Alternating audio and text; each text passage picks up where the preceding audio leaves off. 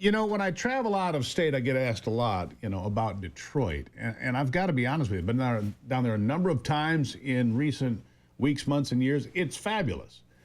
Detroit is different than it was just a few years ago. And one of those reasons, clearly the man that runs the city, Mayor Mike Duggan, been down there, been very successful. The stadium district, great fun, was down there for some concerts and some sporting events, and I quite enjoy it. And Mike Duggan is now, well, if you drive around Michigan, you'll see him on billboards all over the place. He is an independent candidate for governor, and I thought it was important that we got to know him a little bit better. Mr. Mayor, welcome to the program.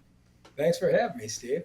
And I'm telling you, every place I go, I see you on billboards. You have been very successful. Look, I go back to 2020, and a lot of cities in this country had some real problems. We're all quite aware of that. Detroit didn't have those same problems. Detroit didn't get burned and destroyed and set back. So I tip my hat to you on that. But I do have to ask you, you're a Democrat by nature. You're running as an independent. Why did you decide to run as an independent for governor in Michigan? Well, you go back to when I ran for mayor of Detroit in 2013, and the city was in bankruptcy. Half the street lights were out. We had the highest murder rate in the country, highest unemployment rate in the country. There hadn't been a white candidate for mayor of Detroit in 40 years. And everybody said, nobody will give you a chance. But I went house to house every night just talking to people about their problems, their hopes, and talked about what the city would be like if we built a city where everybody was included, everybody was valued. We got off of the black versus white, city versus suburbs politics. And I'm really proud of the fact 12 years later, I got council to work together. I haven't vetoed an action in 12 years. And as you say, the city is a dramatically different place. We've got thousands of new housing units. We've got billions in new investments in auto plants and the like. We've rebuilt the riverfront. And as I started to look at the state, our biggest problem in Detroit remains the schools, which is a function, as far as I'm concerned, of the state of Michigan. We got our young people moving out. And the worse our problems in the state get, the more the Republicans and Democrats try to succeed by blaming each other. And I thought, I'm not sure how this will work, but I felt like enough people in this state are tired of just Republicans and Democrats and politics as usual. I didn't know what was going to happen in December when I declared as an independent, but based on the reaction, I think there's a lot of people in the state ready for change. Yeah, I saw some polling numbers out of the southeast part of the state, Detroit and that part of the state. Your numbers are remarkable, and obviously if you can carry Detroit by 80%, 90%, which some of the numbers indicate, you will have a very good shot of being the first independent governor. I don't know if we've ever had an independent governor, to be honest with you, Mr. Mayor. I think it might be a first time for everything. Let me ask you about a couple of other things. I think you made a really important point there. Black versus white, city versus suburb. It's all of these lines of division. Man, if we could take that attitude to Washington, we'd be somewhere. Get rid of the black versus white, the city versus the folks out in the country and everything else. We need to erase some of those lines. We need to get together on some things and roll up our sleeves, don't we? Well, Steve, you're so right. And your point about the protests following the killing of George Floyd. In the city of Detroit, we did not have a single fire. We did not have a single store looted.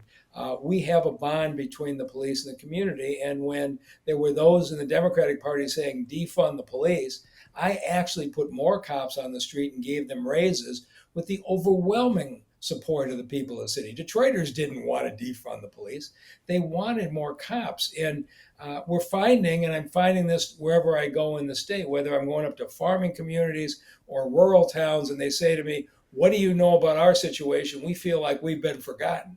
I said, you want to know forgotten? Talk to a mom with 3 kids who was on a house with a block with 4 abandoned buildings, no street lights, parks overgrown with grass, and the police and fire don't show up. We didn't complain about it. We fixed it.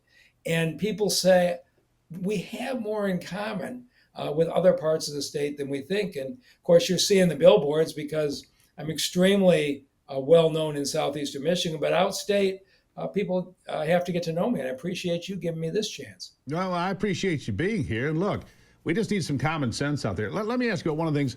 The current governor, Governor Whitmer, ran on something that I think she failed on. I think a lot of people think she failed on fixing the roads, fixing the bridges, correcting the infrastructure problems. You've done that in Detroit. I mean, people ask me all the time, what's it like? It's great down there. Do you feel safe? I do feel safe. And you point out the moms that are worried about public safety and police presence. The number one thing a public servant needs to do, whether mayor, governor, or president, I believe, is public safety. I think you're right about that. But let me ask you about the infrastructure. What needs to be done? Yeah, I mean, you're right. I mean, in Detroit, we started with our assets and the riverfront. And the Detroit that I grew up in, we didn't know we had a riverfront. There were cement silos and abandoned factories. Now you have one of the most beautiful riverfronts in America, as you know from being down there, Steve, and that kind of unified the city. We took 20 miles of abandoned railroad track and built a beautiful parkway. We've improved the streets, we've improved the water and sewer system.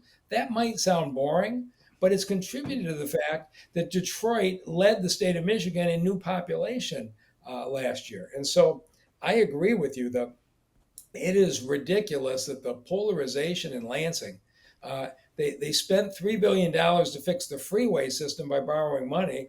But when I talk to farmers who are trying to drive their products across the roads in the rural parts of the state, they are as angry as can be. After Oh, all it's this terrible. time, we can't get, even when there was a Democratic majority in the House and the Senate, the right and the left were fighting when the Democratic Party is so bad, they still couldn't fix the damn roads. You know, I drive some of those roads. It'll knock your fillings out. I'm not kidding you. It's not good. And that's what, is supposed to be fixed. I think we're still paying for roads when Governor Engler was in charge. Those roads have long since disappeared. Infrastructure critical, because you talk about investment in the state. You talk about bringing in business like auto plants, Apple building a facility in Detroit. And these are other very critical things that have to happen, not just in Detroit, not just in Lansing or Kalamazoo or Battle Creek or Grand Rapids, but statewide. We need investment in this state, don't we? We do. And of course, I made it a priority. When you're at a 20% unemployment rate and a whole lot of residents with high school degrees who want to work hard, our way out was manufacturing. In my first month, I sat down with Bill Ford. I sat down with Mary Barr at GM. I sat down with Sergio Marchioni, who was then at Chrysler. And I said, tell me what you need the next time you cite a supplier plant to consider Detroit. And they just gave me a chance. I said, we got vacant land. I'll speed up your permitting like no place in the country. And we've got workers. And we landed a Flexingate, a parts plant for Ford trucks. We landed seating plant after seating plant, dashboard plants, ultimately a 5,000 employee Jeep assembly plant that we beat South Carolina and Alabama for and got 5,000 jobs to Detroit. This is what you have to do. We dramatically cut the unemployment rate by embracing what the business community needed to invest. And I feel like we've done that at the state level nearly the way we should have. Look, Mr. Mayor, I'm going to catch some hell for this because he's a Democrat. You had him on your show. Of course I did. We believe in free speech here. And look, you're making an impact. Tell the folks where they can find you if they're interested in the conversation they've heard so far. MikeDuggan.com. And you're right, Steve. The Republican and Democratic Party have big money behind them. But if you can kick in $5, $10, or $20 because you're tired of politics as usual, MikeDuggan.com. And I say, I'm not running to be the Democrats' governor, the Republican governor. I'm running to be your governor. Well played, Mr. Mayor. Really appreciate you being here. You come back anytime. I know that's going to rub some people the wrong way. I don't care. I really appreciate you taking the time, and I'll talk to you again soon. Thanks so much, Steve. Thank you so much. There you have it. Mike Duggan running for mayor as governor as an independent. It's the Steve Gruber Show. I'll be right back.